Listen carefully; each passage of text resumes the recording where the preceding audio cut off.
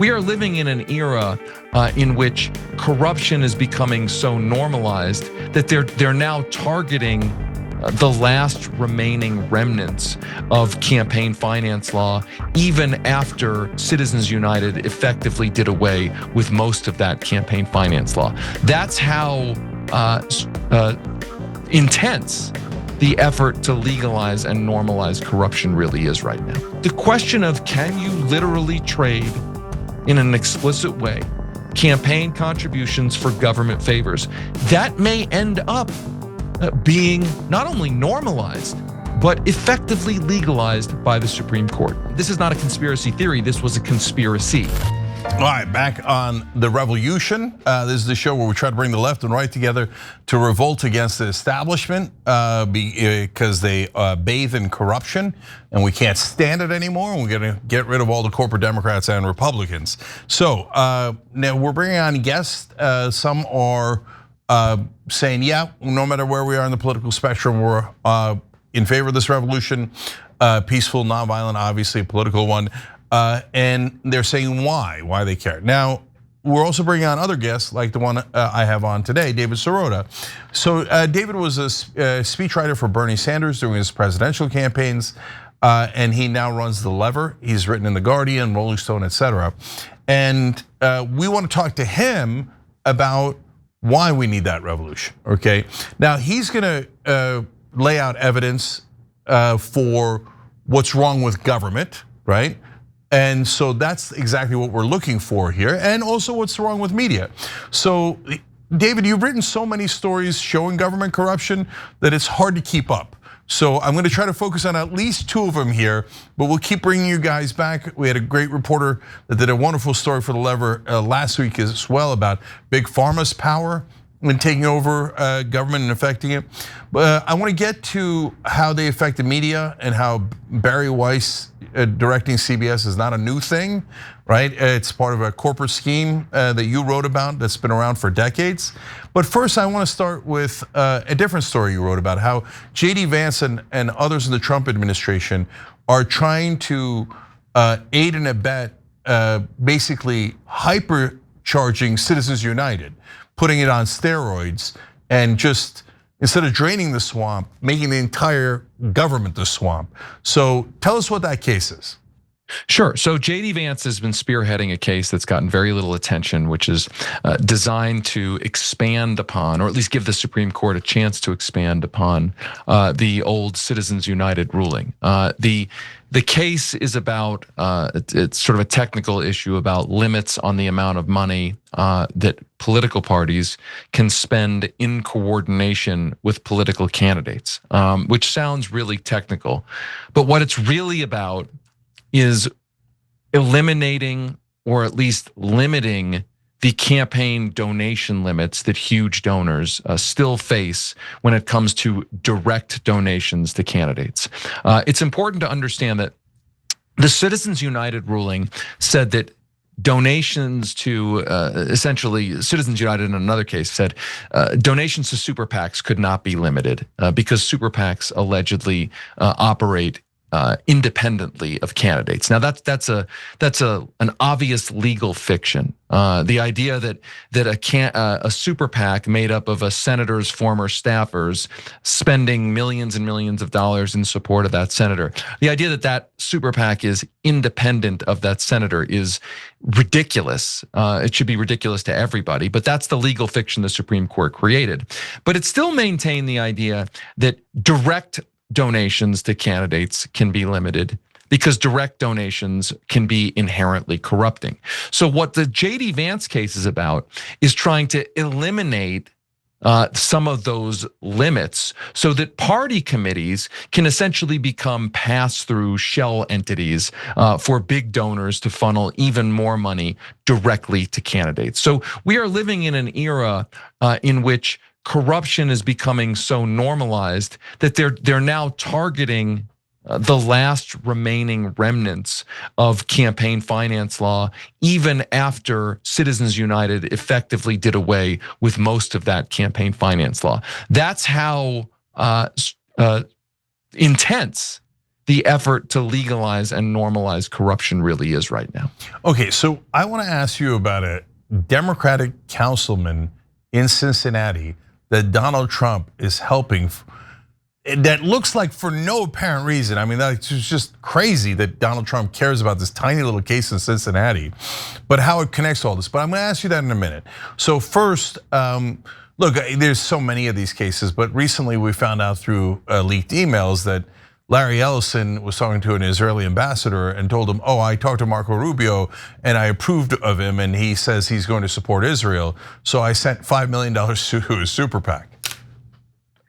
I mean, that's not the corruption of appearance. That's a reminder that super PACs are not really independent of the politicians that they purport to be independent of. And I think that's what's really important here, that the Supreme Court created this idea that super PACs operating independently cannot be corrupting influences on politicians.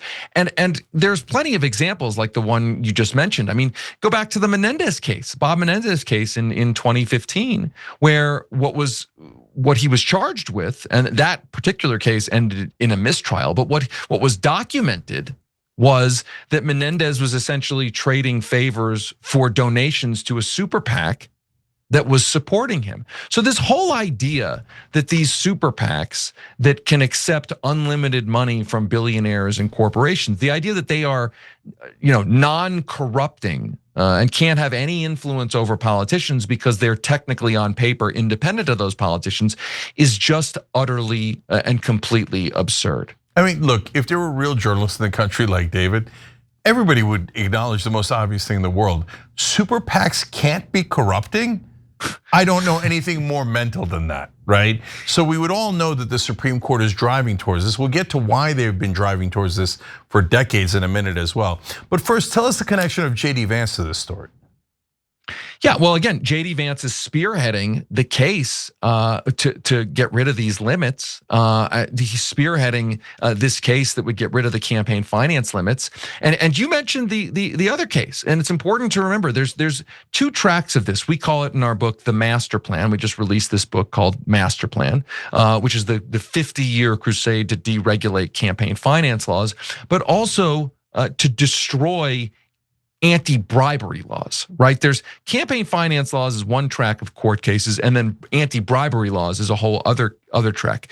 In the last Supreme Court term, there was that case that some people might have heard about where there was a mayor of a local Indiana town who had been convicted of corruption because he gave a municipal contract to a government contractor, and soon after the government contractor gave him $10,000. He was convicted on corruption. The Supreme Court intervened to overturn the corruption conviction, saying that the sequence of events means that the payment, the $10,000 payment, wasn't a bribe.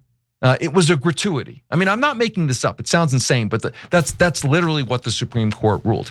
Now you have at the court a case where a former Democratic city council person from Cincinnati, who's been convicted on corruption charges, who had also been, by the way, it's important to know, pardoned by Donald Trump in that case. So he's already pardoned. This is the first example of a case being pushed forward, being appealed, even though the person has already been pardoned. And the case is trying to overturn the conviction. It was about campaign contributions made and the local city council person delivering a municipal development deal to donors who had a vested interest, a financial interest in that deal. And what's important to understand is that that the argument being made at the court now is for an appeal here is they cite that story of Donald Trump reportedly asking fossil fuel donors for $1 billion of campaign money and promising them that if they do that and he wins, he will deliver the fossil fuel industry big favors. This appeal cites that as essentially proof that the kind of a quid pro quo corruption that exists all throughout politics is now so endemic, that this transactional nature of politics is so endemic that it should not be considered a prosecutable crime. That's where we are. And you can imagine if this appeal moves forward, the question of can you literally trade in an explicit way campaign contributions for government favors, that may end up being not only normalized, but effectively legalized by the Supreme Court. So just to review here, as if corporations giving unlimited money to super PACs wasn't bad enough, now corporations might be able to give unlimited money directly to parties, politicians, just shredding it completely. But on top of that, forget campaign contributions, now you can bribe politicians after the fact, okay? Now, I'm not saying I'm gonna pass this oil bill that's gonna get you billions of dollars in return for a bribe. I didn't say that at all, I just passed it. Oh, you gave me $1 million afterwards, and I put it in my pocket. That is actually currently perfectly legal. You're actually understating it, because Trump, according to all the reports back then that haven't been denied, Trump was saying, help me with $1 billion and I will deliver for you, right? It was like very, and here's the thing that I think is important to remember. Donald Trump is like a pathological liar, statement to statement, but I do think the one benefit, if you can call it that, of the way Donald Trump carries himself is that he is effectively brazenly honest at the vibe level, in the sense of how he sees government as a fundamentally transactional endeavor. Like, I don't think he's trying to hide the fact in any real way that he sees government as a fundamentally transactional operation, and that he himself and his family, in sort of his view, is entitled to some of the winnings. And I think the reason I think that's a good thing that's sort of out there for everyone to see, and that he's essentially honest about it in a lot of ways, is that you can no longer deny it, right? You don't have to convince anyone anymore that what's going on is absurdly corrupt. We're beyond that. I think everybody can see that now, and thanks to Donald Trump, there's no pretense. The question is whether we're going to allow that to be normal and acceptable and legal or not. That's the question that hasn't yet been answered. Yeah, so I'm going to get to how Democrats are in answering that question in a second. But look, first I'll make a quick point here. You said everybody sees the corruption now. Asterisks, except every national media reporter. Which is hilarious, right? So, okay, but last thing on that particular story. It's super strange for Trump to find a random councilman in Cincinnati from the other party and pardon him, unless he's trying to send a message, I want it to be okay to bribe government officials. Has anybody ever given an alternate explanation as to why he would help this rando in a case of bribery?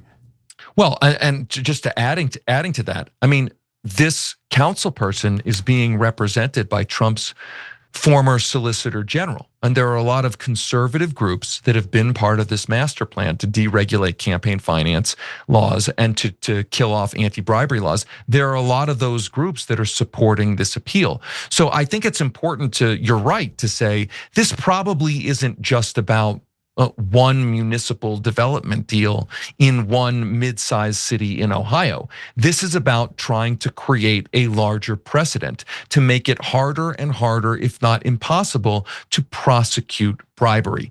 That is what I think this master plan is truly aiming for. It's the holy grail that they are looking for. And the question then becomes, well, why? Right, and in publishing this book and in hearing from people, there's always the well, why? Who would want to really legalize corruption? And I think when you take it all the way back to the 1970s, because they're trying to dismantle the post-Watergate campaign finance and transparency laws and anti-bribery laws. The question is, why would they want to do that? And the answer is very clear. Was originally laid out in the so-called Powell memo, written by soon-to-be Supreme Court Justice Lewis Powell.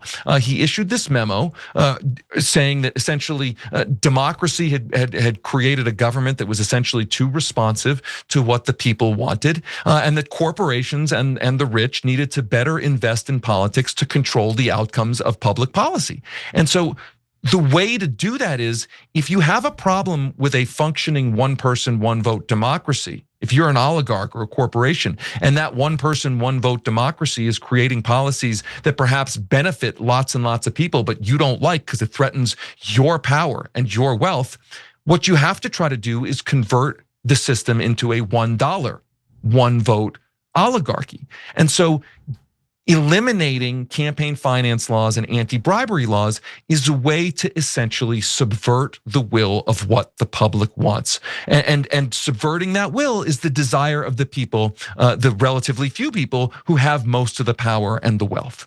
Yeah, I don't think it's complicated at all. Look, the Powell memo is a central part of David's book, Master Plan. It's also a central part of my book, Justice is Coming. Why? Because they just lay it out for you right there, and then they execute it for the next 50 years. You go back and it's word for word, things like cancel culture and hiding behind phrases like freedom. I mean, he said all the tricks in one memo. And basically the essence of what he's telling the Chamber of Commerce at the time is, duh, you have all the money, why don't you use it to seize power? And so, you believe in the power of ads, right? That's why you guys all run ads.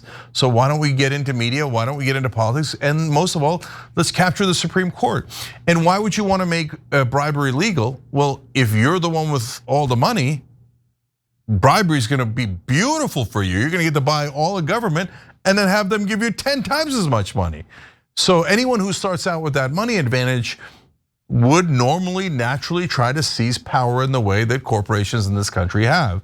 And when we're revolting, we're not revolting against Ted Cruz or Pete Buttigieg. They're just servants of the corporate class, right? We're actually rebelling against corporate rule in aggregate. So which then now, we've talked about the Republicans and Trump and Vance and those guys. Now let's turn to the Democrats real quick. You wrote a piece, it's the corruption stupid, which I think is, probably the sentence I said most often in my book.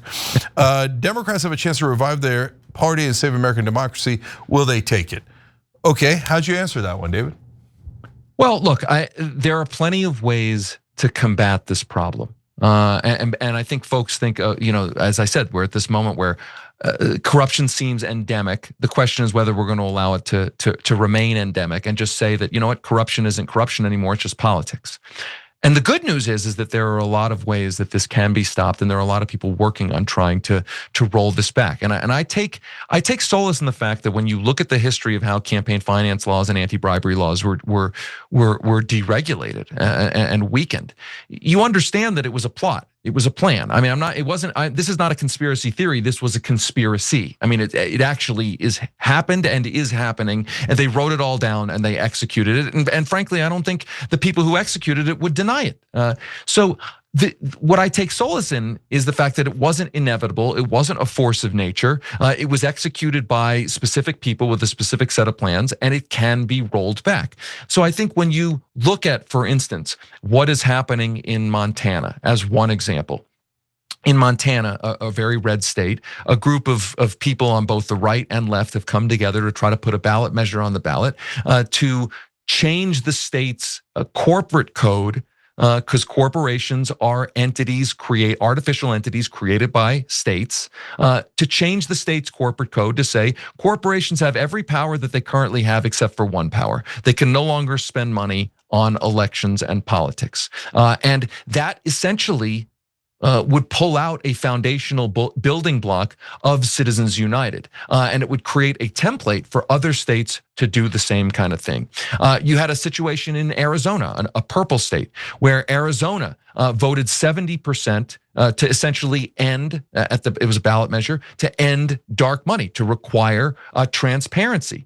You had a situation in Maine, another purple state, that Maine just passed a ballot measure to effectively end super PACs, to use the Supreme Court's own precedent in a case, the federal court's own precedent to test the Citizens United case at the Supreme Court to say that yes, campaign contributions to super PACs can be limited. And then, of course, the ultimate thing that can be done, to my mind, the true holy grail of fixing this is public financing of elections.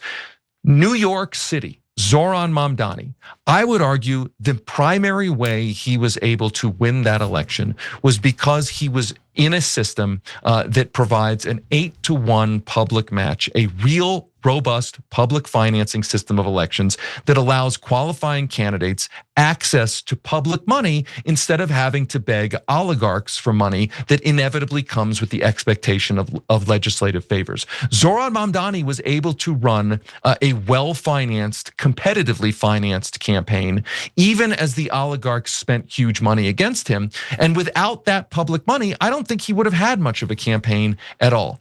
There are various states and various cities that already have some public financing on their books. Those systems can be expanded. All the other states and cities that don't have them, it can be implemented there. Public financing, by the way, is not being challenged at the Supreme Court. In other words, it fits under the paradigm of Citizens United. So there isn't really a threat that the Supreme Court is going to intervene and end public financing systems that exist or that are created. To me, understanding what happened in New York through the prism of that system, that victory, understanding that. I mean, people want to say, it was Mamdani's message, it was his campaign ads, it was his slick videos. All of that played a part. But without competitive money, I don't think he would have been able to run a campaign. And that should be the takeaway. When you want to say, how do we get other outside the system candidates to be able to run real campaigns against oligarchy? To me, that is the real answer. Yeah, so I'm very encouraged by what happened in New York. I totally agree with you that 8-to-1 public financing made all the difference. Encouraged by what happened in Maine. In fact, our Operation Hope volunteers phone banked for that and helped at the urging of Professor Larry Lessig. On the other hand, I'm a little less optimistic about the Montana thing. We did talk to Professor Lessig about that at the end of last week, and he came on to talk about it. And so there's some issues there, but mainly, David, the problem is that Montana already passed a great law 100 years ago, and then the Supreme Court knocked it down, right? And then South Dakota passed a great campaign finance law, anti-corruption law a while back in a ballot measure. And then the legislators were like, so what? We're just getting rid of it. We don't care what the voters think. So it's super tough to do it state by state, in my opinion. But if we did public financing and we got a constitutional amendment, that would, of course, make all the difference. But to the core of the question about the Democrats, so there are some great Democratic policies, and that's why I'm a Democrat to begin with on getting rid of money in politics, but they never actually do them, right? And so today we did this story about Center for American Progress still has Larry Summers advising them on what might be Project 2029. Oh my God, I mean, Larry Summers is patient zero for neoliberal corporate rule. So I don't think Democratic establishment has learned a single lesson. Do you? I basically agree with you on that. I mean, I think the Democratic Party, as you and I have talked about before, the Democratic Party is constantly trying to find a middle ground between what people want and what the donors who are ruining people's lives want. And the reason why Democrats often sound so incoherent is because there really isn't a way to satisfy what voters want and what the people who are ruining voters' lives want. Like you can't square that circle. It is in a sense a zero-sum game. The current Democratic Party. I think there's a real chance for change here. This is the first time in my life, and I went back and I looked back at polls. This is the first time in my adult life that there has been such anger among Democratic voters aimed at the Democrats' current leadership. There is no precedent for that. When you look at polling numbers, there's no precedent for that in our lifetime. And I think that anger and outrage is right on. I think it's legitimate, and I think it opens up the possibility for genuine change.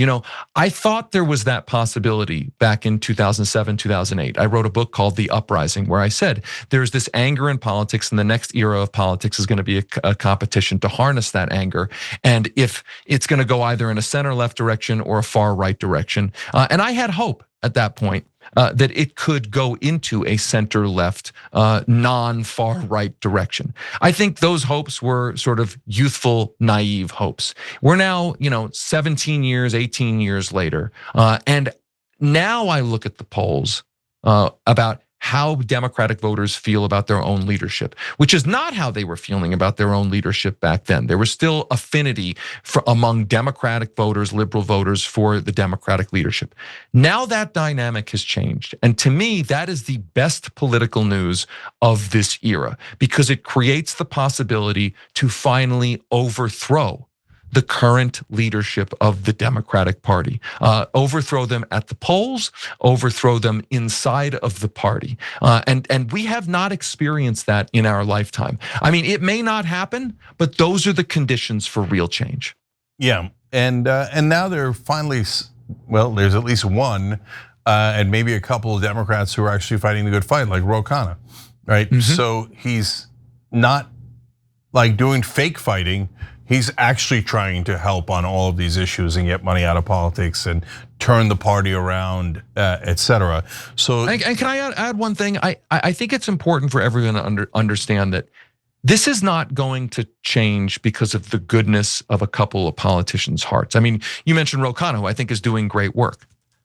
The way I think this is going to change is that enough politicians inside the Democratic Party will see a political opportunity for themselves to be the champions of change. You know, I have kind of a view of politicians as amoral machines, as levers of power, if you will. And that if you change the dynamic and the conditions around them, enough of them will, in their own ambitious way, because they are all ambitious, they will see a self-interest in championing better change, real constructive change. And so I guess what I'm saying is this is less about one or another politician who happens to be, have a good person or have, decent ideas, and more about how do you create the conditions for them to feel that they have to change. Essentially, to use the Martin Luther King analogy, the politicians are essentially thermometers. It's up to the rest of us to be the thermostat. Yeah, I couldn't agree more. We're a little bit out of time, but I'm gonna go to one more question anyway, because we talked about the Lewis Powell memo. He also talked about the media. Part of the reason the Democratic politicians didn't do it before is because mainstream media didn't give them permission. So if they talked about how the rest of the politicians were corrupt, mainstream media would have ripped their face off, rhetorically, politically, et cetera, right? And so now people are concerned about Barry Weiss going over to CBS and taking it in a corporate direction. Is that a new phenomenon, David? It's not a new phenomenon. I'm glad, and what we wrote about came out of our book. So the Powell memo happens, and people, I think they know, they've heard about the Powell memo, but there's been this theory that the Powell memo was kind of like a 1970s version of a Reddit thread that kind of went viral and then disappeared. But what we uncovered are documents showing how the conservative movement operationalized it. A series of documents showing that the Chamber of Commerce created literally a task force on implementing the Powell memo. And among the members of those task forces were some of the most powerful people in corporate America, including some of the top executives at the largest media corporations in the country. And they had meetings detailing what they were doing to influence those media entities. CBS's own president, according to a letter that we obtained and published in our book, CBS's own president wrote a letter saying not only does he support the goals of the Powell memo, but that he believed that CBS News was becoming too sympathetic, essentially,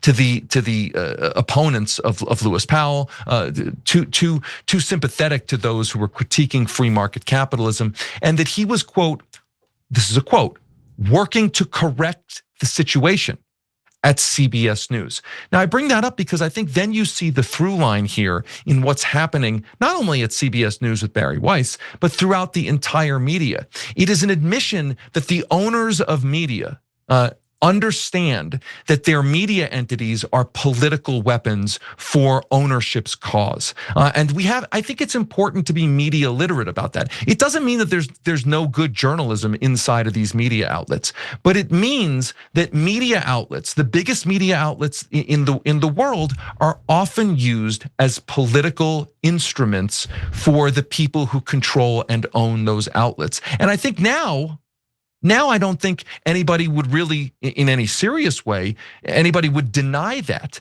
I mean, I remember back, and you probably remember this too, 5 years ago, Bernie Sanders cracked a joke about how the Washington Post wasn't all that nice to him, and maybe that had something to do with Jeff Bezos owning the paper, and he was vilified for saying that. I don't think anybody would deny anymore that the owners of media companies are political actors who often influence their political properties. And again, I would say this: I'm glad that there's less pretense, because at least now we can speak honestly about what's actually going on. Yeah, and look, I'm in favor of transparency. So we do a show and we say it's progressive, it's populist, but these days nonpartisan, and you see us criticize Republican Democrats, and we always stick to the facts. So you can stick to the facts and have a perspective, and that's more honest. What mainstream media does is they cover their perspective. Not only that, they then pretend that they're the only objective ones. So they pretend the voice of God. They pretend to be the voice of God. They pretend to have no ideology, while the ideology is baked inside of what stories they're selecting, what they're looking to preference, what they're looking to eye roll at. 100%. And so they privilege their own pro-corporate, pro-status quo position as if it's objective, when it's not even close to objective, when they believe preposterous things. Well, whether they believe it or not is a different question, but they say preposterous things like politicians are not affected by the millions of dollars given to them by corporate donors. I mean, how could you call yourself a journalist and say such a preposterous thing, right? Yet almost everyone in mainstream media says that. So, all right, well, we're trying to break it down for you guys. David, we appreciate you coming on. Everybody check out The Lever. So that's where they do great reporting. And check out Master Plan. That's the new book that shows you exactly how the corporate world took over our government and now runs it. And you see it from its very beginning to how they executed, as David explained, to the infinite corruption that we have now. And that's exactly why we need a revolution, a political one, to get our government back. All right, thank you, brother, appreciate it. Thank you, thanks for having me. Yeah, no problem. All right, guys, so for the members, stay right here. I'm gonna do a quick couple of stories about my time in media and a couple of times that bosses in the media companies I worked for gave me a little wink and a nudge. Hey, you better go in this direction instead of that direction. They're telling stories, so we'll do that for the members now.